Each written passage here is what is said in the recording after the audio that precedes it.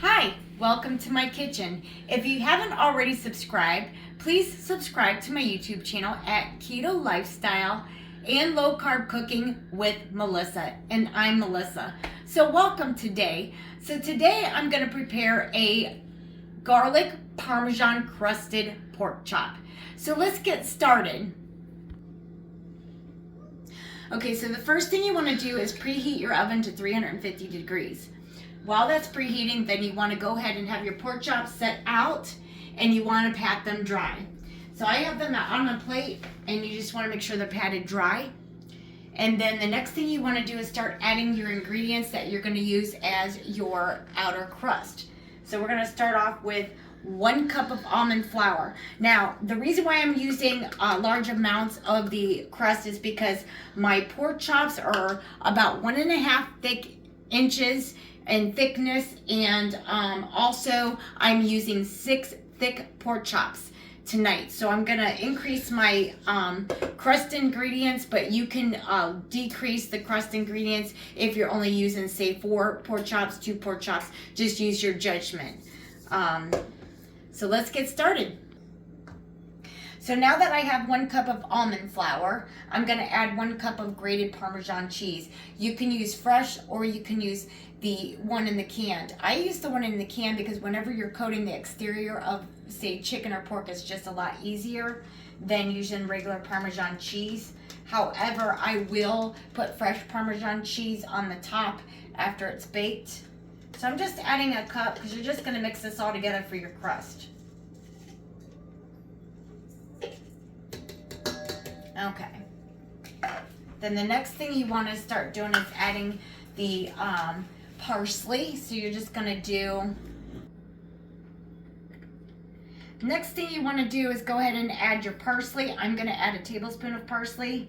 Now remember, I'm doubling my recipe because my pork chops are on the thicker side and I'm doing 6 pork chops.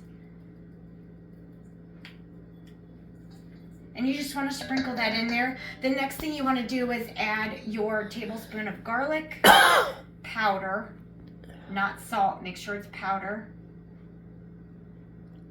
And then just sprinkle that on in there.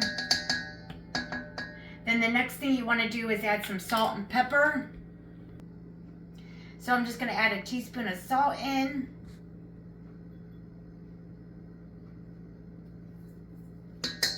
Then I'm going to add a teaspoon of pepper.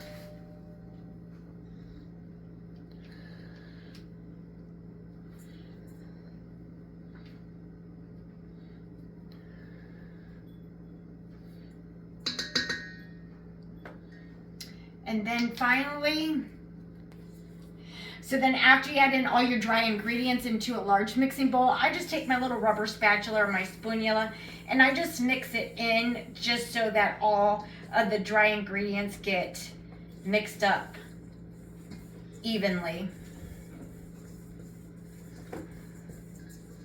And you should see something like this. I can smell that nice grated Parmesan cheese. It smells amazing. And once again, I'm just doubling mine because I have very, very thick pork chops that I bought at my local Sam's Club. I don't know where you're all from, but I'm in Ohio, and they're about a 1.5 inch thick. And because I have 6 pork chops, I just want to make sure I have enough coating. And the next thing you want to do is add, I get it about 4 eggs, and you just want to whisk it up or beat it up. And then I just have it in a shallow bowl to go ahead and dip my things in here, and I'll show you how to do that here in a second. Okay, so I'm just adding my breadcrumbs out of the bowl into like a shallow dish so that I can coat it. So the next thing you want to do before you get started is you want to heat up just some olive oil in a pan. You want to use olive oil versus butter because the olive oil can heat up at a high degree temperature. So you just want to turn it on like some medium heat. You want to get that pan hot and just dump some olive oil in here.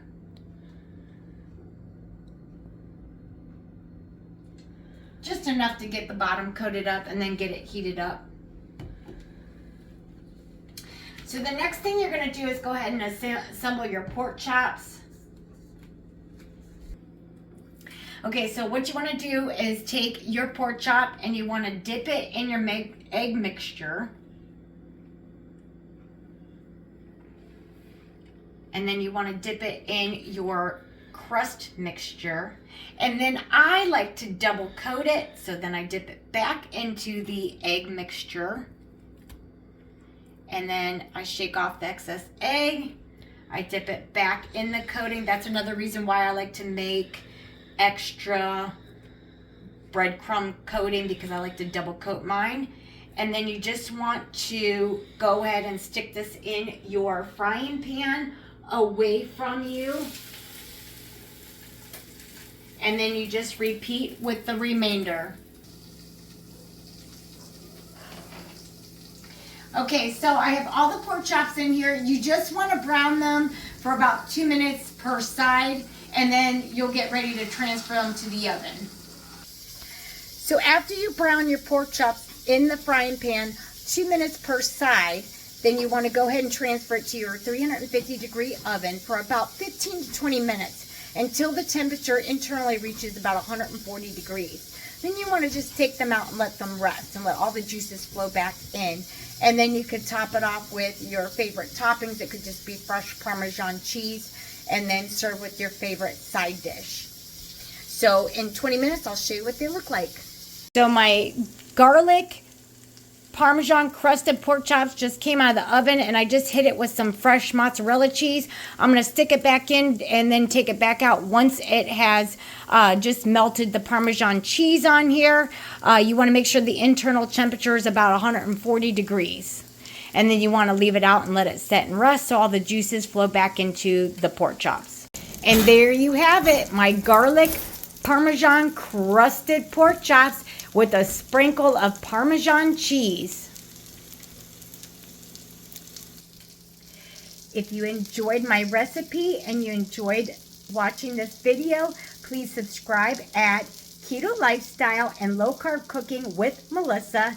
Hit that subscribe button and click that bell and see all the new content and the wonderful low carb recipes I post. I also made a side dish to go with it, and I made broccoli and cheddar fritters. So swing on all over and click on that video and take a look at that. I believe you will enjoy it. You can use it with any protein, such as my pork chops tonight. You can make it with chicken or any other protein. Just pop on over, click on that video, and see how I made my broccoli cheddar fritters. I'll give you a sneak peek.